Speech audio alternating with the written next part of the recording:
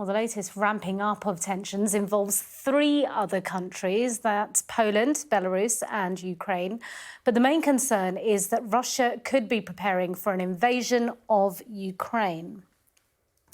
Well, a key location is in Yelnya. That's just 125 kilometres east of the border with Belarus and 230 kilometres north of Ukraine. Satellite images purport to show Russian military units, including tanks, armoured personnel vehicles and self-propelled artillery. Russia insists it's all part of a normal training exercise. To the south, the US and others have been concerned about movement near the Russian city of Voronezh. Around 160 kilometres from the border with Ukraine, movement of military hardware and troops at the Pogonova training facility has been ongoing. Again, Russia insisted this was due to a large training exercise. Well, the heightened tensions come almost 8 years on from Russia's annexation of Crimea. In Novozern, in the Yevpatoria region, 80 miles from the Ukrainian border, satellite imagery shows a build-up of more military hardware. Well, Russia announced it would deploy a new paratroop regiment to the region last month. Our Moscow correspondent Diana Magnay has this report. Hello. The stakes for this video call could not be higher. We didn't get to see one another at the G20. I hope next time we meet, we do it in person.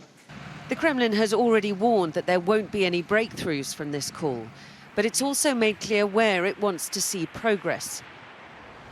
On what's known as the Minsk Agreements, a set of measures long since stalled that would see the war-torn separatist republics in eastern Ukraine receive a degree of constitutional autonomy, which Ukraine is reluctant to give.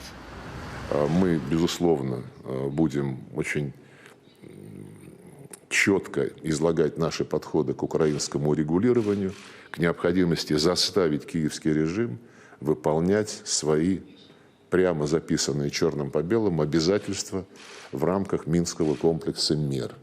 Больше, судя по всему, Киев никого слушать не будет, кроме Соединенных Штатов Америки. Мы у Харькове. Monday was National Army Day in Ukraine, a chance for President Volodymyr Zelensky to show off some of the hardware that NATO has gifted his armed forces. Red rags to a bull, as far as Russia is concerned. If Vladimir Putin does decide to invade, it's hard to see what he would hope to achieve. Any intervention would be extremely bloody. The Ukrainian forces are far better equipped and more capable than they were in 2014 or 2015. And capturing and holding territory in a country which is largely hostile to Russia would be very difficult. These men last met in June in Geneva, the first time this year that Russia had massed troops on its border. This time round, President Putin has been much more explicit about what his red lines are.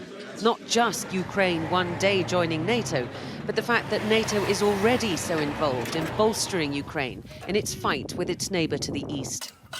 He promised that he will defend the red lines. You cannot repeat it many times, being threatening, and then not to do something.